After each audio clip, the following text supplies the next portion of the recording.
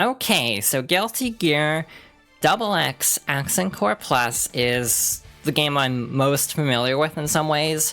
At least I grew up with the PS3 version. By grew up, I mean I played it like almost exactly 10 years ago. I think it was about 2013 or 2014. I played it a ton on PS3. I attribute Guilty Gear and BlazBlue and also like Persona 4 Arena for being the reason why I went through like 2 PS3 controllers in the span of like a month of each other, or like 2 months of each other. They both broke around the same time. One was the one that came with the system, the other was a replacement, and then the replacement broke like right away. So yeah, I don't have the best luck with PlayStation controllers. I'm a bit cursed, because my PS4 controller also gave up real fast compared to like almost any other brand I have. Yeah, in general, this is probably one of the best games in some ways, just by being the most like feature-rich. I kind of compare it to like a Hyper Street Fighter 2, where it's like the culmination of the style of Guilty Gear and just kind of tosses everything in the kitchen sink all into one game. But we're gonna jump into story mode again. I do want to preface this with a couple warnings. Hi Nicole, thank you for the raid. I'm glad the alert works. I haven't really had much time to test things. Got a little brisket on the stream. And also, speaking of brisket, I do want to give a warning. Bridget does show up in the story mode, and because of the whole gender situation with this character, they do essentially misgender her in this one, though in this point, this was her egg phase, but I just wanted to give like a misgendering, like, content warning. And also, we're gonna go for Path 2 first, and like, Path 2 is kind of messed up. I'm just gonna give a warning about that right now. Like, the ending of Path 2 is kind of dark, so yeah, just wanted to establish that right away. I almost chose Bridget's story by mistake, but we are actually doing Dizzy's story. So yeah, I'm also realizing I don't know metrics. I'm like, how tall is Dizzy? But I actually can't do the math on that, unfortunately. So yeah, half human, half gear. I wonder if this is like the same. I kind of wasn't paying attention. Oh, you played Placid Duck Simulator. I hope I said that correct. I always got the word order kind of mixed up on that. But I hope you had a good time. I hope you had a good stream. And thank you for the raid again. Nice seeing you around. Subject does not appear to have been affected by Justice's destruction. Huh, interesting. Wonder why. Again, there's a lot of lore set up in the X games. Though not a lot of actual answers, because this is kind of like the middle, a middle entry. And again, Jam took the bounty that is established from Guilty Gear X lore. Yeah, it's seen as very dangerous as like one of the most powerful surviving gears, following like Testament disappearing into the forest, and where Dizzy also is, and also Justice's demise. ジェリーフィッシュでの生活には満足していた。しかし、心のどこかに不安が残り続けている。自分は何者なのか、何のために生まれたのか。そんな悩みを抱えながらも、ディズィの日常は続いていた。本当にみんなと一緒にいられるんでしょうか。ディズィ。ああ、ジョニーさん。おはようございます。今日の朝食は何かな。ああ、今日は私が担当じゃないので。あ、そうだっけ。ま、いいか。ところで、寝起きには運動をすることにしてるんだが、付き合ってくれるかい？はい。私でよければ。Had to wrestle with audio issues at the beginning, but it was a nice chill stream otherwise. That's good to hear. And good to see you're back to streaming as well, because I know it's been a little bit. So we are sparring with Johnny. I do like how Disney does have a different entrance sprite in this game, just by the nature of being a member of the Jellyfish Pirates, and thus actually has a uniform this time. The branching paths in this game actually work differently, and I actually have a note for it. I probably should have gotten the note up before starting, because I won't be able to like control inputs in the game while the window's open. So one moment, as we finish off this little fight here, I'll probably try to open that up real quick. You win! さてと、そろそろ食事の時間かな。そうですね。あ、そういえば今日はお客さんが来るそうですよ。お客？はい、メイさんが招待したそうです。あ、いらっしゃい。びっくりしました。すごく大きい船なんですね。へへ、そうでしょう。ジョニーさん、今日は招待してくださってありがとうございます。ん？ああ、まあいいんじゃないの？友達だしね。ほらほら、せっかくブリジットが来たんだよ。ジェリーフィッシュ流の歓迎会。ディズィ、お願いね。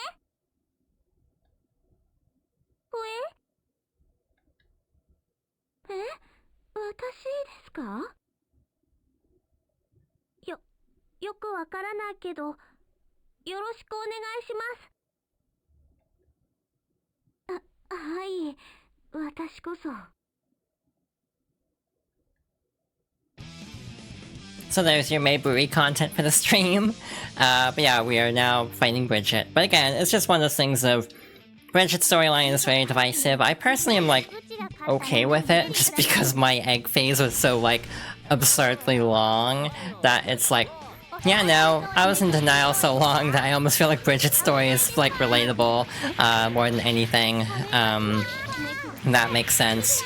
Disney has a lot of moves in this game actually. Her like one input, I don't remember her move names, they're really stupidly long, but a lot of her moves have like variations now, so like this one actually has that version now, so that's cool. There's also dust versions of certain attacks, like forward circle dust is basically like a longer version of the heavy slash move if I'm remembering right.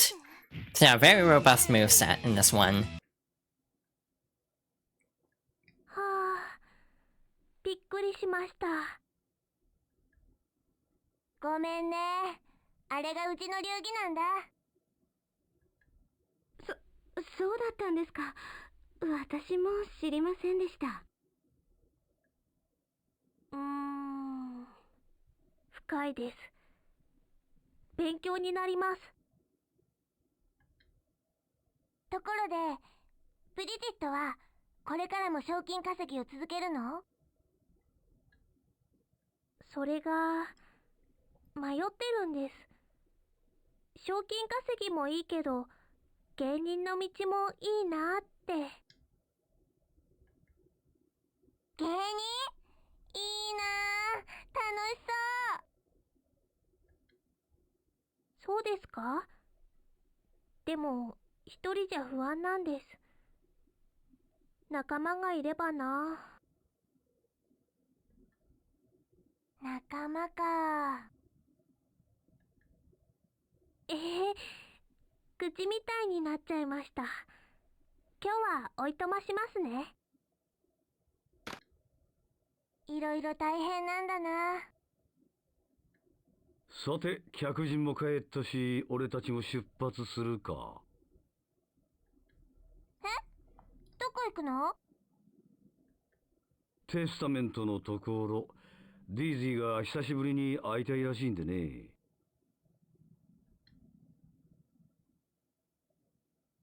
久しぶりだから緊張します。大丈夫だよ。向こうだって絶対会いたがってるもん。そうでしょうか。あ、着いたみたいだよ。俺は迎えに行ってくる。いい子で待ってな。はい。ディズィ、なんか顔色が悪くない？なんだか突然頭の中がざわざわして。うわっ！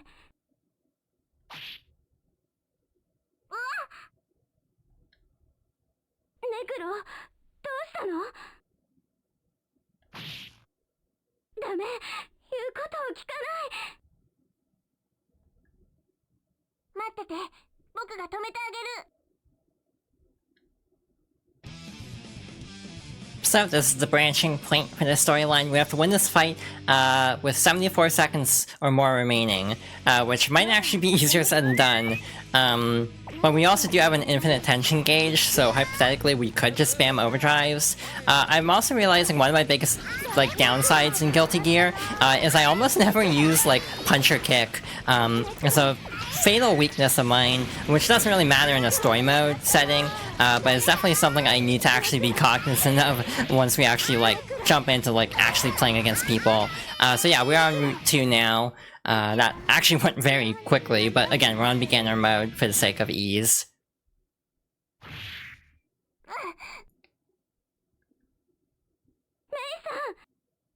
このままじゃみんなに迷惑が。ディズィー、ごめんなさい。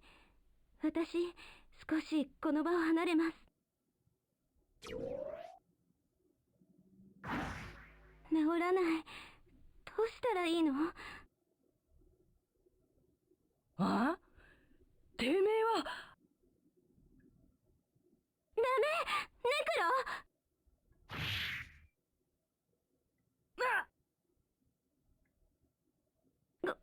ごめんなさい。バケモンが本性を表しやがったか。違うんです。そうとなりゃ躊躇せずに枯れるってもんだ。覚悟しな。I do feel like both story modes for the X2/X or double X games follow very similar story beats of Necro essentially kind of going haywire. It's kind of interesting actually how a lot of these story modes do repeat story aspects in a way that kind of again leads to them not really having the best continuity with each other.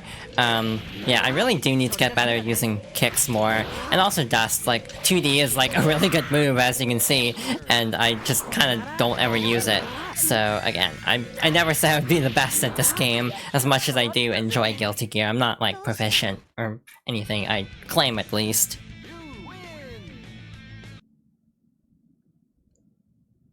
さっきの人無事だとはいいけど。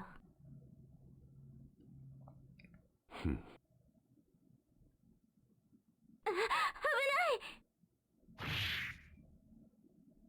い。暴走か。多分そうなんだと思います。荒領事になるぞ。And I think this is the penultimate fight of Path 2 against Soul, which should be interesting.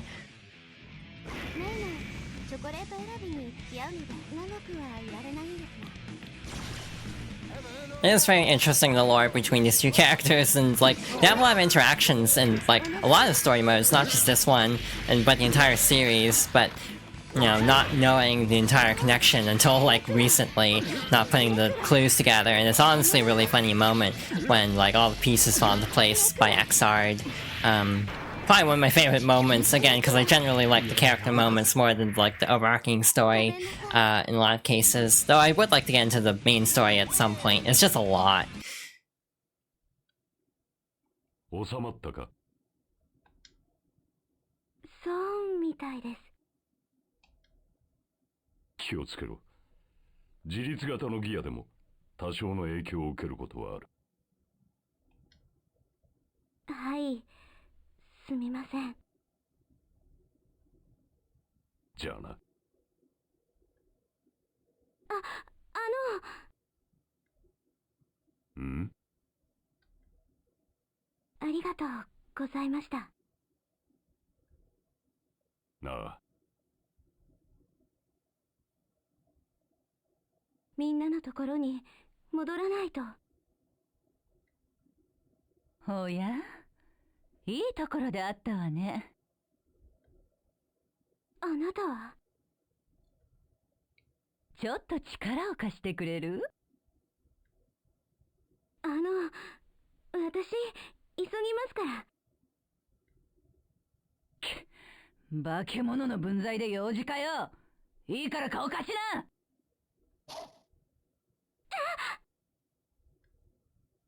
あんたを使えば奴の弱みを握れるからね。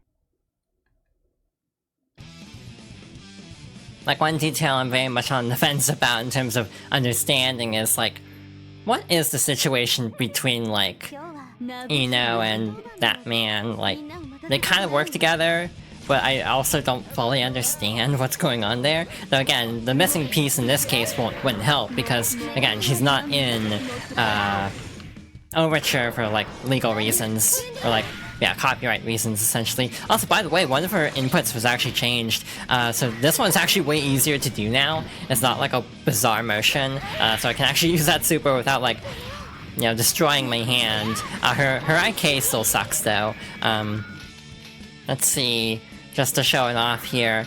Yeah, if we go down here, this is Dizzy's instant kill. It doesn't work the same way. For every other character, you press all the face buttons together, punch kick slash heavy slash, and then do like 2 quarter circles and then heavy slash.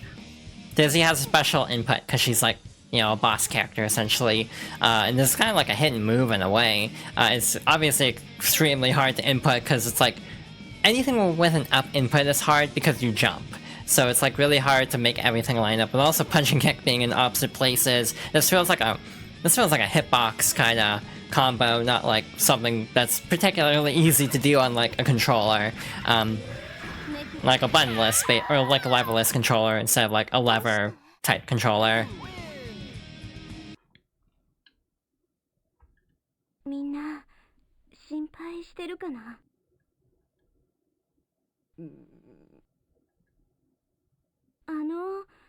何か用ですか？危ないですよ。魚心あれば水すまし。これもパラケルスの体のため。よくわからないけど、痛くないようにしますね。I don't even know where to begin to explain A.B.A as a character and her story. Like the key is her husband, and like in this one she's trying to get like a body for Paracelsus. It's the whole thing. I don't even think A.B.A's like the most, you know, canon character, just because I think Paracelsus does get a body, and thus it doesn't work with Strive, but again, it could just be explained by, you know, time travel shenanigans. The most toxic straight couple, basically. I have, like, no clue what the relationship, or, like, how I feel about the relationship. I think A.B.A also has, like, boss powers for this fight. She is definitely, like, tankier than usual. Yeah, she was not close enough for that to land. And I'm also kind of getting my ass kicked here, so... In general, though, yeah, this is like a messed up ending, just as a warning. Not my favorite. I think this is the first one I got when I played Dizzy, and it was kind of like alarming because of just how like dark of a twist it is. So yeah. In general, I do feel like the story mode is a little bit tougher. Partly just because the routes are a little bit more obtuse, but I do feel like not having to deal with like a boss level Ino does help a little bit, but it's still challenging even on the lowest difficulty. But maybe I'm just not good at this like style of Guilty Gear.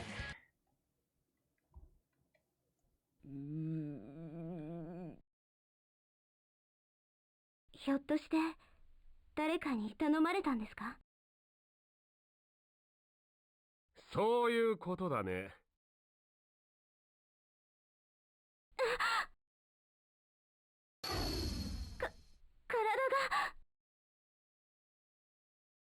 抵抗は無駄だよ。ジャスティス封印に使われた法結界と同等以上の代物だ。発動に時間がかかるのでね。君をこの場に留める必要があったというわけだ。あなたは誰？そんなことはどうでもいい。名前なんてさまつなものだ。ようやく手に入れたよ。愛しの姫君。誰か助けて。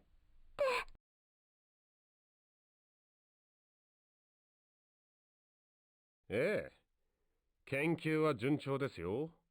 はっきり言ってパーフェクトですね。ジャスティスコピーなど比べ物にならない。量産ですか？今進めています。しかしあまり無茶はさせないでいただきたいですね。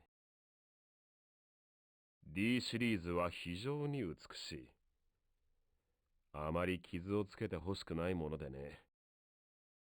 君もそう思うだろう？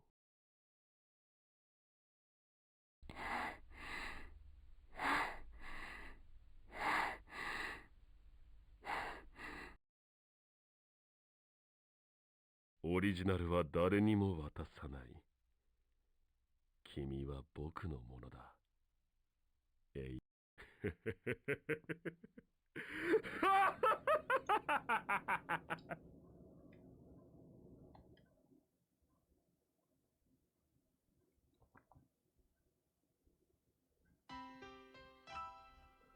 And we even got the sad music for this ending. Yeah, so this is kind of dark. So she's just like captured forever and like cloned for a weapon. This is Crow, by the way. I don't know how to explain this character. I think he also is involved in like the creation of like Robokai or something, but it's basically trying to like weaponize gears, essentially. So yeah, this is why I wanted to do this ending first, because it's the most messed up ending of any of Disney's stories that we've seen so far. And that's kind of saying a lot. But I also feel like Dizzy struggles in this story with like being afraid of like hurting people. It's part of the reason why I like this character so much.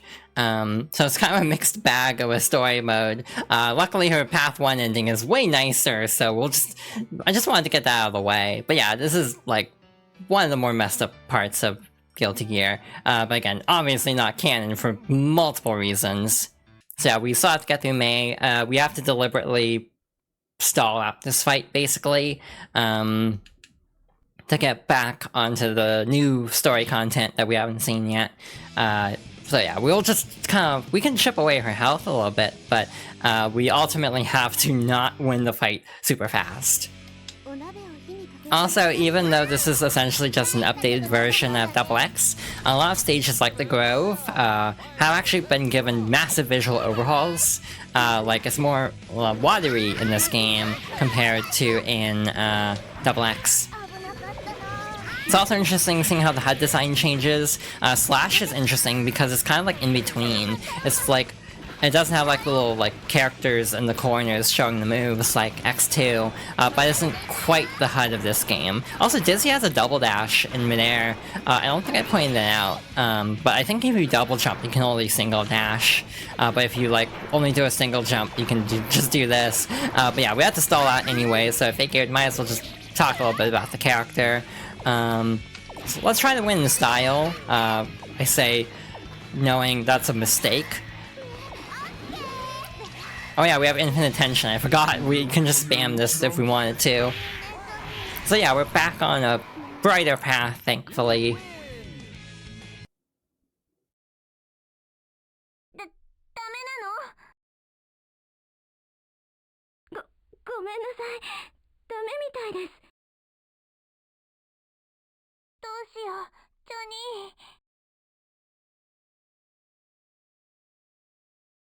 ニー。なんなの？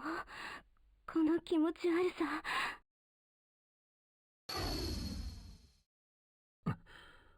抑えきれないか。テスタメントさん。あとは物理的に止めるしかないでしょう。方支援を頼みます。人間に協力などしたくはないが、状況が状況だ。仕方あるまい。ごめんなさい。私。大丈夫。すぐに止めてあげます。So, Guilty Gear X, or Double X Accent Core, has some weird mechanics for the story. Instead of 3 branching paths, some stories do have other types of branches that don't go to different endings, but do lead to different fights. This is one of them. Yeah, and the voice effect for Testament is really cool. I kind of wish they'd kept that for Strive, though. I'm trying to think if they do in the Japanese version.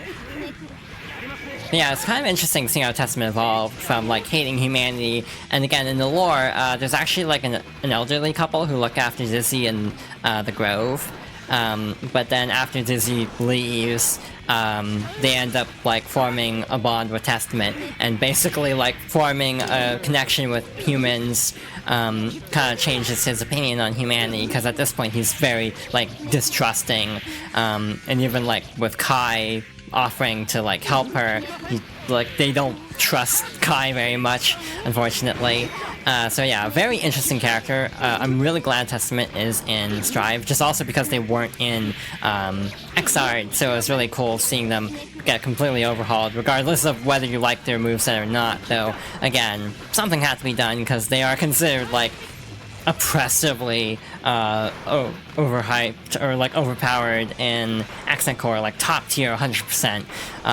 Though I think Dizzy is too. I don't remember the tier list for Accent Core, though admittedly I don't pay attention to tier lists very often. I kind of keep an eye on them, but I don't really adhere to them. Like, I play Alpha, I play Bridget, they're both like A tier if we're being like generous. Some put like Alpha and B tier. So tier lists don't really matter to me as long as I'm having fun. So we'll see how Dizzy turns out in Strive. If she's like really high tier, then it'll be nice, but I'm not like... that's not gonna deter me from trying to learn the character. So yeah, we'll have a hidden fight because we got a time up on this.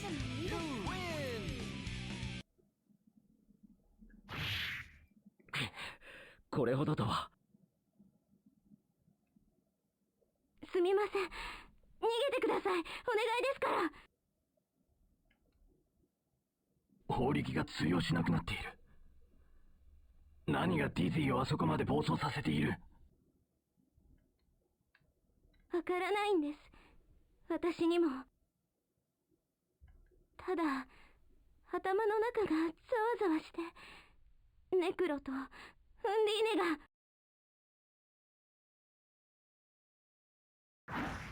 ダメ、言うことを聞いて。やれやれ、情けないね。大の男が2人がかりで。お前か。面目ありません。ジョニーさん。さあ来な、ディズィー。止めてやる。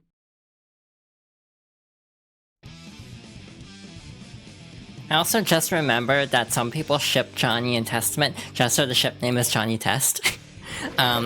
So yeah, if we had actually won not by time over, we would actually go to the fight after this, but we do have a little in-between fight just because of like that special condition. It's really confusing. I don't even know how people found all this back in the day, like if there was a guidebook that talked about it. Yeah, I'm really bad at remembering to like use punch or kick, and like 5p, or is that 5? I don't know what a numpad is. Whatever her like neutral kick move, like this one, is apparently really good as like a poke, so I do definitely need to get better at remembering to use all of her inputs. Not just for this, but Strive too. This is not a older Guilty Gear problem. ご迷惑をおかけしてごめんなさい。なーに、いいってことさ。俺は少し行くところがある。ディズィーのことを頼んだぜ。勝手な男だ。しかしディズィーはなぜ私にもわからないんです。テスタメントさんには何か違和感がありませんか？違和感？何か頭の中がざわざわして気持ちが悪いんです。何か不穏な空気ですね。侵入者か。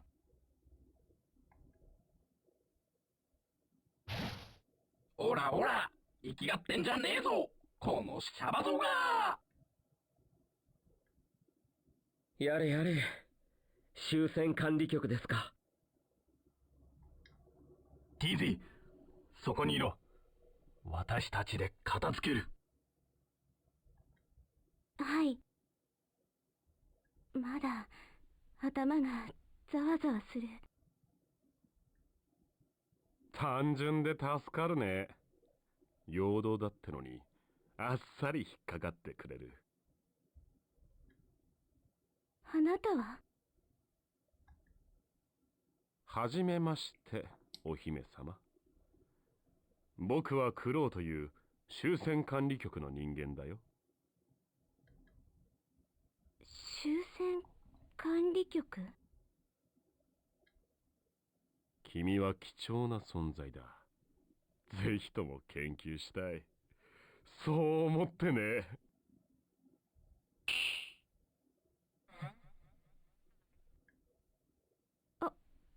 お母さん？どうして？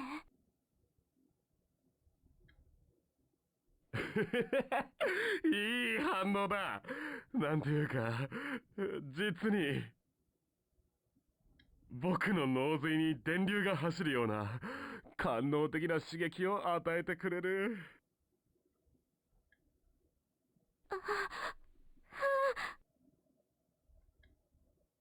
ターゲット確認、モード変換、捕獲開始。So yeah, Justice is in this game, so that's fun. This is gonna be interesting. Here's hoping she's not as broken as in Guilty Gear 1, because that's a whole can of worms. I do not like that fight. Guilty Gear 1 is a pain to actually finish, just because of, like, boss. Also, why am I flashing? I actually don't know why I'm, like, flashing right now, and, like, what kind of, like, condition is on this fight. Again, a lot of these story fights do have special conditions, but this one I don't actually remember. Again, it helps that we're playing on, like, the lowest difficulty, so we're luckily not struggling too bad. But again, that doesn't mean that she isn't awful to fight in other games. もう帰ってもいいですか？手駒がなくなった。今日は引くか。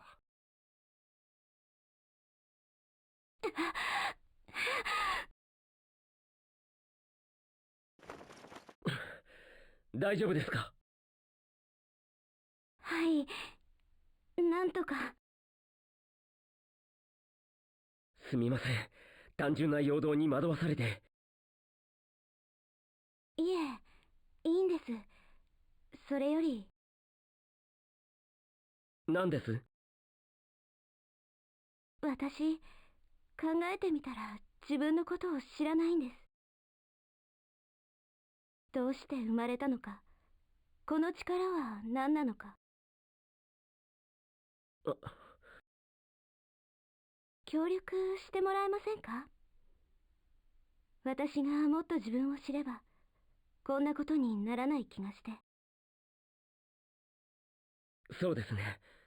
私にできることであれば協力しますよ。ありがとうございます。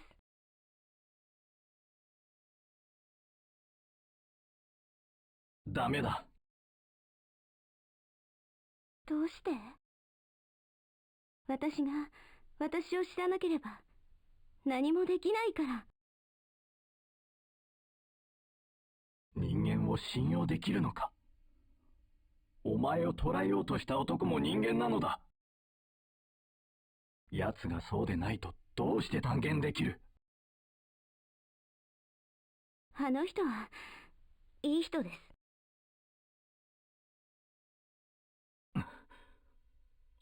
お前が何と言おうと、お前を人間の好きにさせるわけにはいかん。喜んでくれると思ってました。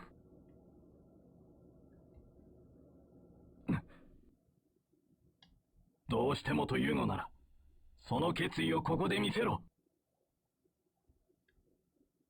え？お前の決意を感じたなら、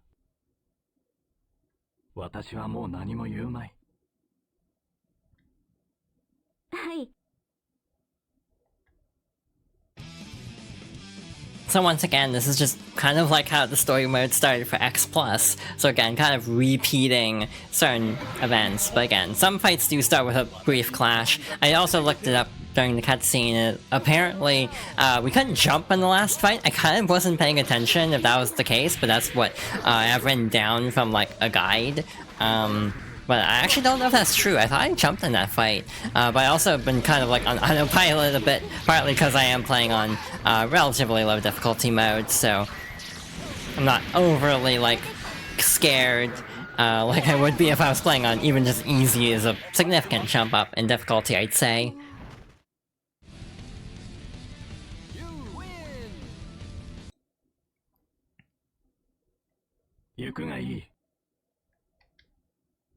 テスタメントさん、ありがとう。だがもうここには来るな。私はどうあっても人間を許せはしない。いつか許せる時が来ます。私、そのために行くんです。達者でな。あなたも。カイさん？ここで待ってるって言ってたけど。やあ、また会ったね、お姫様。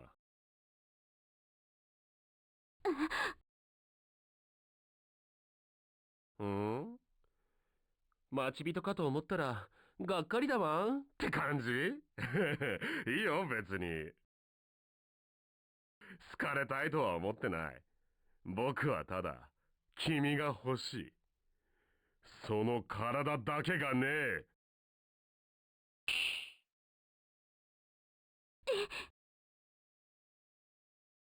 この装置を取りに戻ってた。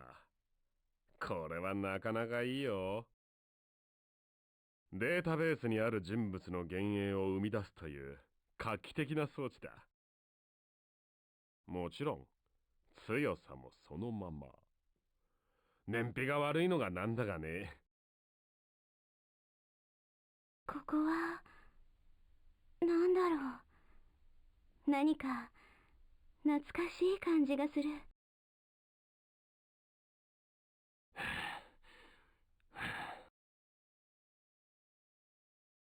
あなたは？潰す。負けませんよ、私。負けるわけにはいきませんから。Final Fight Parentheses Path 1 is Order Soul, who is basically like Soul when he was part of the Holy Order. This is probably going to be a very tough fight, even on this difficulty. And yeah, Crow's just kind of the worst. I don't think he ever shows up again, and I think that's a good thing, honestly. Also, by the way, Daisuke Ishiwatari had nothing to do with the story mode, from what I gather. Someone else wrote it, but he just kind of, like, vaguely kept certain elements, just for the sake of, you know, not wanting to, like, retcon too much out. But yeah, some of the specifics, it's like, yeah, I'm okay with some things being left out of future games, to be honest.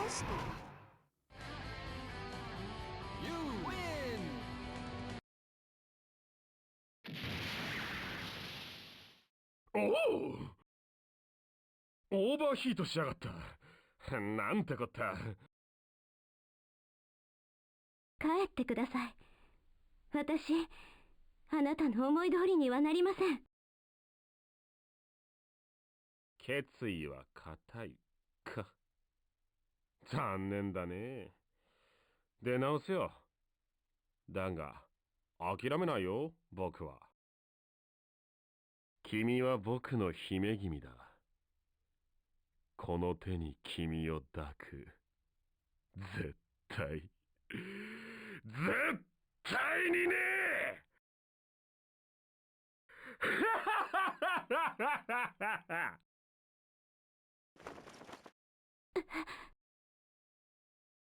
遅くなりました。何かありましたか？いえ、何も。行きましょうか。ジェリーフィッシュのみんなにも話をしなきゃ。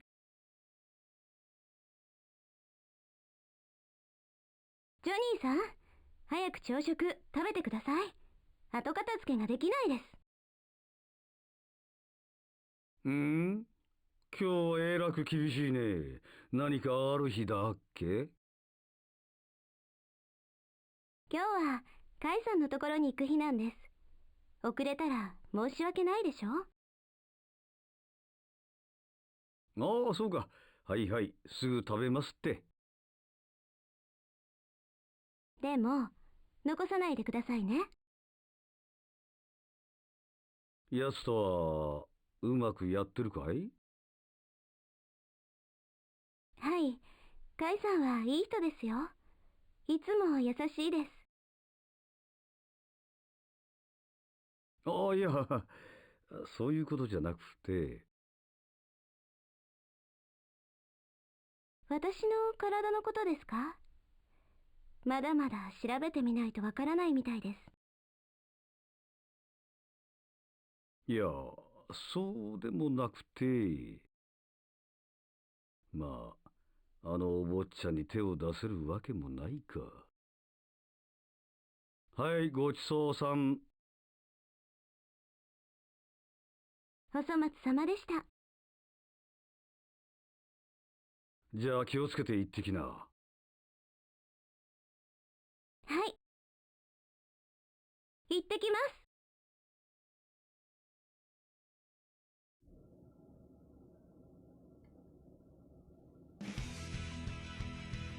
So yeah, my takeaways of playing through both story modes is Crow sucks, and is like definitely one of the most evil characters in the series at this point.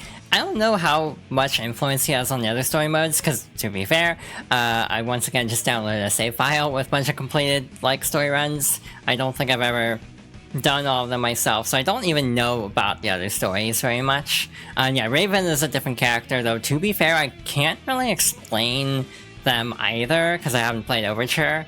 They're also very different in their X-Starred appearance versus Overture, from what I recall. And yeah, the other thing is, I relate to Disney a lot, as it turns out.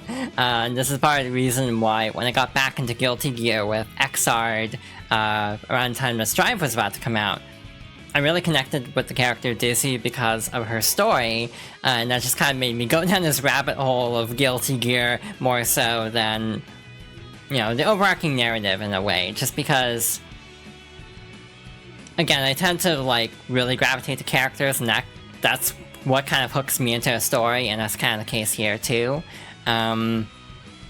So yeah, Dizzy is not a character I played back in the day, just again because her outfit is a bit garish in my opinion, but then actually like brushing up on the lore and everything, I just really connected with this character, and like the more I find out about this character, the more I realize, wow, I really do connect with this character, in a way that like this is why she is my favorite Guilty Gear character. So this is, again, why I wanted to do this playthrough of sorts of all the games with, like, main story games with Dizzy. And yeah, I'm also glad that Crow is not anywhere to be seen later on. Again, it's like, if like, some things were going to be left out because Daisuke didn't have any involvement in the story, but he wanted to incorporate, you know, some of the key points. It's like Crow not existing in this franchise past this point is definitely the right call.